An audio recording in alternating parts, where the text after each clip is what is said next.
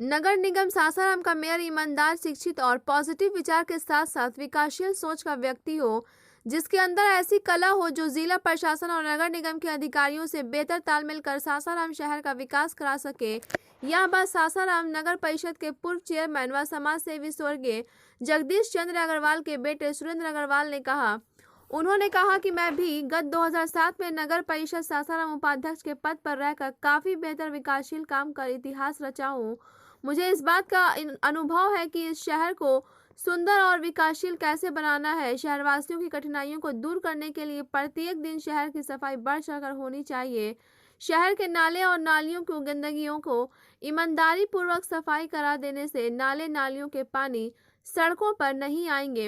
इन सब बातों पर स्थानीय जनप्रतिनिधियों और अधिकारियों को खास ध्यान देने की जरूरत है। शहर हमेशा साफ सुथरा और जगमगाता रहेगा। उन्होंने कहा कि हमारे बाबूजी शहर के जाने माने समाज सेवियों में शुमार किए जाते थे। उनकी सोच भी शहर के प्रति बहुत बेहतर थी। उनके साथ रहकर मैंने भी बहुत कुछ सीखा और समझा है। मैं भी अपने बाबूजी के नक्श व कदम पर चलते हुए पहली बार 2002 में वार्ड नंबर 20 से चुनाव लड़कर पार्षद बना और सशक्त अस्थायी कमेटी का सदस्य बनने का सौभाग्य प्राप्त हुआ। वहीं 2003 में मुझे जिला योजना समिति सदस्य बनने का मौका मिला। उन्होंने कहा कि जब भी मैं किसी पद को पाया तो उस पद पर रहकर मैंने शहर का विकास करने का मन बनाया। मुझसे जितना हो सका मैंने शहर का विकास किया। मालूम हो कि सुरेंद्र अग्रवाल गत 2002 से 2012 तक लगातार नगर परिषद सासाराम का प्रतिनिधित्व करते हुए शहर को बहुत करीब से देखा है। श्री अग्रवाल के पिता स्वर्गीय जगदीश चंद्र अग्रवाल सासाराम नगर परिषद के वार्ड नंबर 17 से 1976 में वार्ड पार्षद बने। वहीं 1977 में जिला पार्षद बनकर जिला परिषद उदास के तत्कालीन अध्यक्ष गिरीश नारायण मिश्रा और तिलेश्वर सिंह को उपाध्यक्ष की कुर्सी पर बैठाने में महत्वपूर्ण योगदान देने का काम किया था। इस तरह देखा जाए तो सुरेंद्र अग्रवाल के पूर्वजों से लेकर आज तक राजनीतिक और समाज सेवी माहौल बना हुआ है। वहीं स्थानीय लोगों का कहना है कि सुरेंद्र अग्रवाल अगर मेयर पद के लिए चुनाव लड़ते हैं तो नगर निगम क्षेत्र के लिए बहुत बेहतर माना जाएगा। आइए देखते हैं सुरेंद्र अग्रवाल क्या कहते हैं, सुनते हैं उनकी जुबानी। ब्यूरो रिपोर्ट, बिहार दर्शन। सुरेंद्र अग्रवाल नाम के मोहताज नहीं है। शहर ही नहीं बल्कि पूरा ज़िला इन्हें बहुत अच्छे ढंग से जानता है। सुरेंद्र अग्रवाल 2002 में पहली बार सासाराम नगर परिषद से वार्ड कमिश्नर चुने गए और 2007 में ये सासाराम नगर परिषद के उपाध्यक्ष रहे और बहुत शानदार ढंग से जब तक रहे बहुत अच्छे ढंग से इन्होंने नगर परिषद को चलाया। आज मैं सुरेंद्र अग्रवाल से रूबरू कराता हूँ। मैं इनसे जानना चाहूँगा कि एक नागरिक होने के नाते अभी मेयर का जो माहौल बना हुआ है ये कैसा मेयर चाहते हैं, मैं इनसे जानना चाहूँगा। और भी इनसे मैं प्रश्न करूँगा जिसका जवाब आप लोग सुनेंगे। सबसे पहले मैं सुरेंद्र अग्रवाल से ये जानना चाहूँगा कि आप चूँकि नगर परिषद चलाए हैं, आपके पिताजी भी बहुत लंबा सफ़र नगर परिषद को एज ए चेयरमैन के रूप में देखे हैं, चलाए हैं। सभी लोग जानते हैं जगदीश चंद्र अग्रवाल एक शहर के काफ़ी चर्चित लोगों में शुमार किए जाते थे। मैं सुरेंद्र अग्रवाल जी से ये जानना चाहूँगा कि आप कैसे मेयर को चाहते हैं। असलम जी, आपको पहले मैं धन्यवाद देना चाहता हूँ कि आपने मुझे इस योग्य समझा कि मेरा साक्षात्कार लेने आप आए हैं और आपने यह प्रश्न किया कि कैसा मेयर चाहते हैं। तो इसमें तो कहीं कोई दो राय नहीं है। यहाँ की जनता जरूर ऐसा मेयर चुनना चाहेगी क्योंकि विगत 10 सालों से 12 सालों से जो भी नगर परिषद के अध्यक्ष बनते आए हैं वो शहर का विकास करने की बजाय सिर्फ अपना और अपने परिवार का आर्थिक विकास करने के चक्कर में शहर को नर्क बना दिया। हम लोगों के ज़माने में हमने पहली बार जब मैं उपाध्यक्ष बना था सन 2007 में, तो आपको भी याद होगा पूरे बिहार में पहली बार हम लोगों ने प्रत्येक वार्ड, उस समय 40 वार्ड थे, सबके लिए एक एक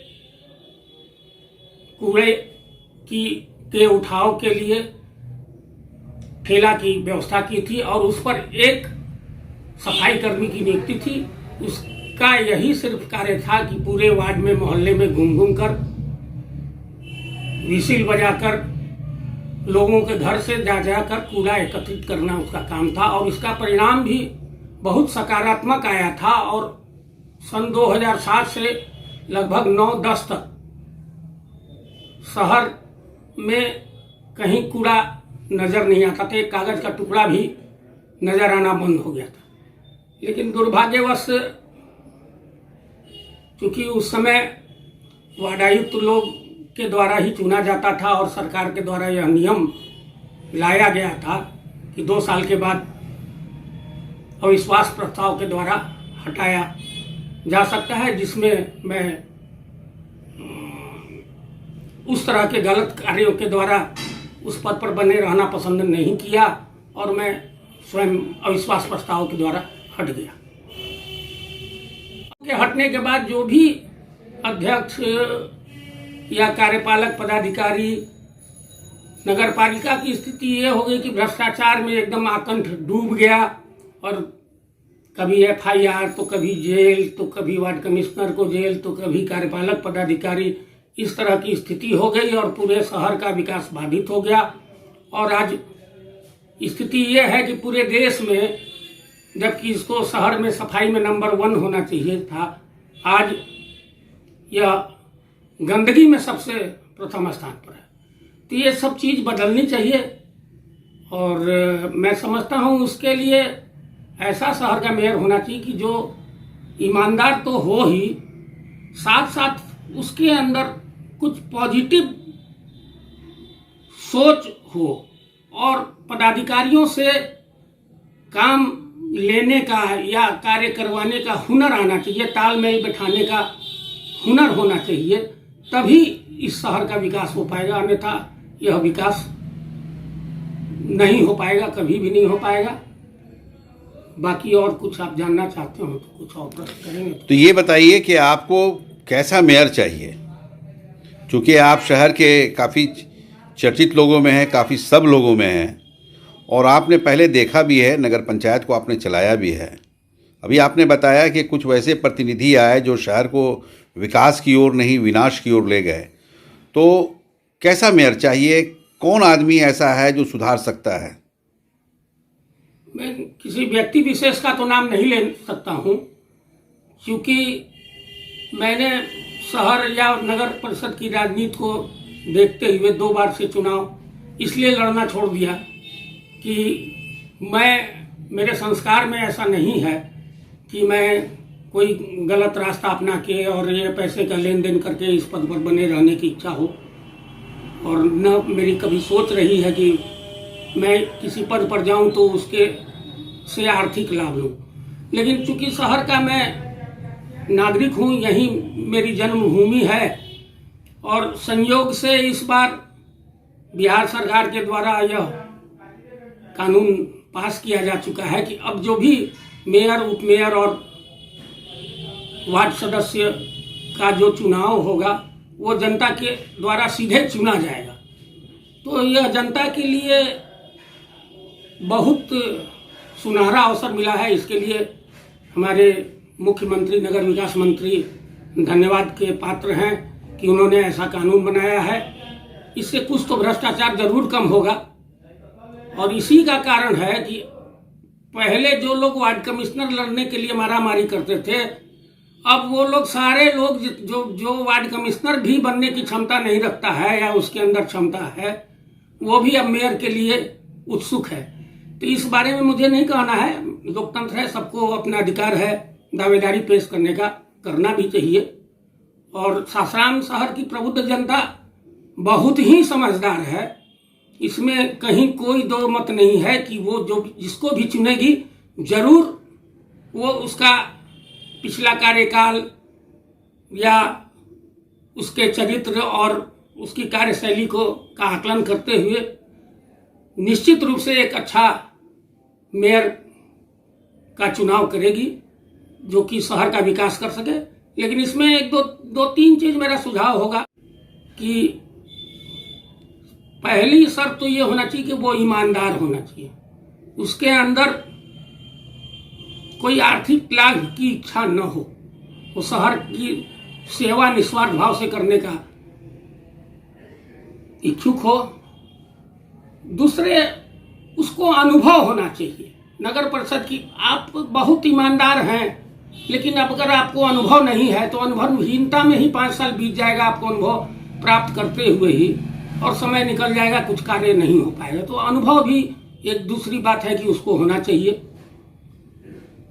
और तीसरी चीज की पदाधिकारियों से काम लेने की क्षमता उसके अंदर जरूर होनी चाहिए, कला होनी चाहिए कि कब कहाँ किस परिस्थिति में क्या निर्णय लेना है, कहाँ झुकना है, कहाँ लड़ना है, ये चीज। और उसको कानून की समझ भी थोड़ी होनी चाहिए, पढ़ा लिखा हो, कानून का कुछ समझ हो और पॉजिटिव अप्रोच हो और पदाधिकारियों से काम लेने की कला हो। इसमें जो खरा उतरे उसे जनता को चुनना चाहिए। ये सुरेंद्र अग्रवाल, इन्होंने जो कहा आप लोगों ने सुना। इनका कहना है कि मेयर पद एक बड़ा पद होता है। मेयर वैसे व्यक्ति को होना चाहिए जो ईमानदार हो, जो जानकार हो, और सबसे बड़ी चीज़ है ये कि उसकी सोच शहर के प्रति विकासशील हो। वैसे लोगों को मेयर बनाने की ज़रूरत है। अच्छा, आपसे एक प्रश्न ये है कि आपने कहा कि हमारे पीरियड में बहुत अच्छे ढंग से चला, बहुत विकास हुआ, लेकिन उसके बाद जो सरकार जो बनी, नगर परिषद में जो लोग आए वो लोग अपना विकास किए और अधिकारी भी जेल भी गए और प्रतिनिधि भी जेल में गए। तो ये बताइए कि अभी जैसे मेयर एक बड़ा पद है, अगर चूँकि शहर की जनता ये ढूंढ रही है कि मेयर बने तो बड़ा बेहतर मेयर बने, बहुत अच्छा मेयर बने, ईमानदार बने, ये शहरवासियों को भी कहना है और आपने भी कहा है। तो अगर सासाराम की जनता आपसे मेयर चुनाव मिलने आने के लिए कहे तो आपकी सोच क्या है, क्या कहेंगे आप? जरूर विचार करूंगा, क्योंकि मुझे पद की तो कोई इच्छा नहीं है, लेकिन मैं जिस जन्मभूमि में मैंने जन्म लिया है तो उसके प्रति भी मेरा कोई दायित्व है। क्योंकि बीच में मैं लगभग 10 साल से इसकी राजनीति से दूर हो गया था, इसलिए कि मेरा कुछ पारिवारिक दायित्व भी था।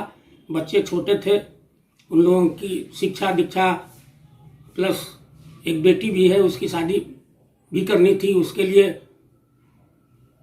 भी मुझे अपना पारिवारिक दायित्व निभाना था, जो कि अब लगभग पूर्ण हो चुका है। बच्चे भी अब काम धाम देखने लायक हो चुके हैं और अब थोड़ा रिटायरमेंट एज ही कह लीजिए मैं आ चुका हूं। अब मैं समझता हूं कि मैं नगर को समय दे पाऊंगा।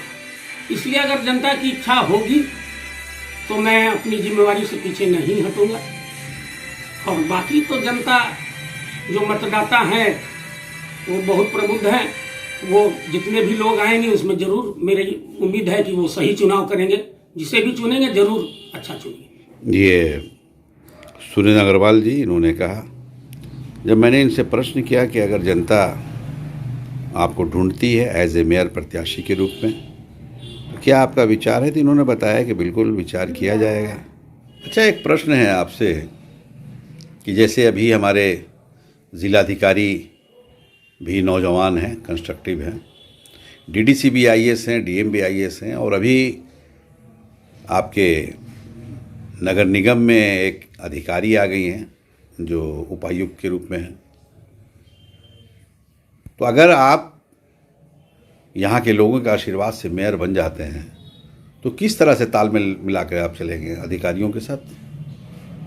देखिए, तालमेल की जहाँ तक बात है, इसमें कोई शक नहीं है कि हमारे युवा आईएएस जो जिलाधिकारी धर्मेंद्र कुमार जी हैं, निश्चित रूप से इनके आने के बाद शहर की बहुत सी समस्याओं का समाधान इन्होंने किया है और इनके अंदर एक काम करने का जज्बा है।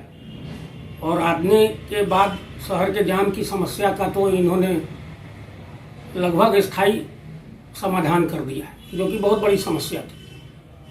और उप विकास आयुक्त डीडीसी साहब भी आईएएस हैं, ये सभी युवा हैं। हमारी नगर निगम की उपायुक्त जो अभी तुरंत आई हैं, संभवतः इनकी पहली पोस्टिंग है, तो सभी युवा हैं और अच्छी सोच वाले हैं।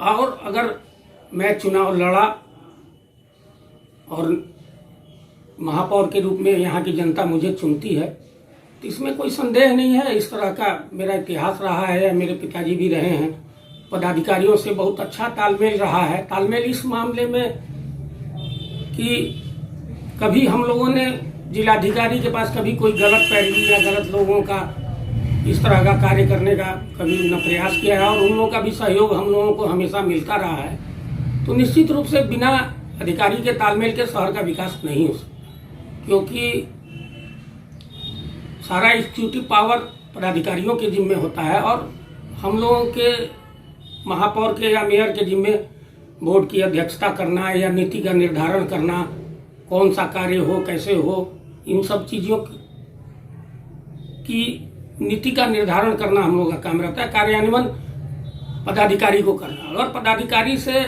तालमेल बिना बैठाए शहर का विकास या उद्धार नहीं हो सकता है। तो निश्चित रूप से तालमेल बैठाया जाएगा। बैठाया ना क्या है, ये लोग अच्छी सोच वाले हैं खुद। ये लोग अगर कुछ अनुभवहीनता की कमी आई या किसी कारण से हो, तो हम लोग आपस में बात करके कोई उसका निदान जरूर निकालेंगे। और मेरा विश्वास है कि शहर जरूर सुंदर बनेगा और साफ सफाई वाला शहर रहेगा। एक बिहार में, पूरे देश में तो नहीं मैं कह सकता हूँ इतनी बड़ी बात, लेकिन बिहार में तो नंबर 1 निश्चित रूप से बन जाना चाहिए, क्योंकि यहाँ के लोग बहुत सभ्य सुसंस्कृत हैं, समझदार लोग भी हैं। लेकिन दुर्भाग्य से जनप्रतिनिधि ऐसे नहीं मिल पा रहे हैं कि जनता को सुख सुविधा सही ढंग से उपलब्ध करा सके। अच्छा, आपसे एक आखिरी प्रश्न है। जैसा आप बता रहे हैं कि मैं शहर को इतना बेहतर बना दूंगा कि बिहार में इसका 1 नंबर का स्थान है, ऐसा क्यों चाहते हैं आप? मुझे आपके प्रश्न पे थोड़ी हंसी भी आ रही है कि क्यों चाहते हैं, क्यों नहीं चाहूँगा। मुझे यह बात नहीं समझ में आई। मैंने इसी मिट्टी में जन्म लिया है, ये मैं यहीं पला बढ़ा हुआ हूँ। पूरा शहर मेरे परिवार की तरह है, और शहर के बारे में अगर कुछ गलत सुनाई पड़ता है तो मुझे खराब नहीं लगेगा। क्यों नहीं बनाना चाहूँगा। यह ऐतिहासिक शहर है, शेरशाह की नगरी के नाम से जाना जाता है। बगल में गुरुद्वारा चाचा फग्गू मल जी का है, जहाँ गुरु तेग बहादुर का आगमन हुआ था। ठीक उसी के बगल में शाहजलाल पीर की मजार है। इन दोनों बुजुर्गों की दोस्ती बहुत मशहूर थी। साथ ही यहाँ कैमूर पहाड़ी की गोद में माता तारा चंडी धाम है। न्यू एरिया स्थित ऐतिहासिक चर्च है। तो शहर, हमें नहीं लगता है कि किसी भी शहर का कोई नागरिक ऐसा नहीं चाहेगा कि शहर विकसित न हो, सुंदर न हो, एक अच्छा शहर न हो, उस शहर का नाम रोशन न हो।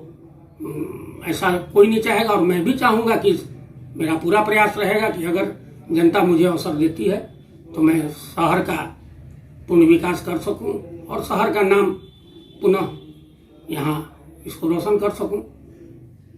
ये सुरेंद्र अग्रवाल जी मेरे प्रश्न पे इन्होंने मुस्कुराते हुए कहा कि मैं क्यों नहीं चाहूँगा शहर को विकास करना। ये मेरा जन्म स्थल है, मैं यहाँ बचपन से लेके आज तक देख रहा हूँ अपने शहर को, बहुत प्रेम रखता हूँ मैं शहर। और इन्होंने यह भी कहा है कि शहर के एक एक घर मेरा अपना है, मैं परिवार जैसा हूँ। तो कौन नहीं चाहेगा अपने शहर को विकास करना। मैं बहुत चाहूँगा। मेरा शहर बहुत चर्चित शहर है, विश्व प्रसिद्ध शहर है। इन्होंने यह भी कहा कि ये ऐतिहासिक शहर है, धार्मिक शहर है। धार्मिक स्थलों में भी इन्होंने बताया कि माँ तारा चंडी का स्थल है, हज़रत शाहजलाल पीर का स्थल है, बहुत बड़ी मज़ार है। उसके बाद यहाँ पे इन्होंने बताया चाचा फागूमल का गुरुद्वारा भी है। इन्होंने चर्च के बारे में जिक्र किया, हर धर्म के बारे में चर्चा किया और इनकी सोच बिल्कुल हिंदू मुस्लिम सिख ईसाई आपस में हैं, भाई भाई। ये इन्होंने मिसाल पेश किया है कि हमारी सोच सभी के लिए समान है। मैं सभी का विकास करना चाहता हूँ, इस शहर को मैं बनाना चाहता हूँ, सुंदर देखना चाहता हूँ और विकासशील देखना चाहता हूँ। इस शहर को पूरे बिहार में नंबर 1 पे लाना चाहता हूँ। इस तरह की सोच है इनकी, काफ़ी महान सोच है, काफ़ी अच्छी सोच है। बिहार दर्शन से असलम परवेज़।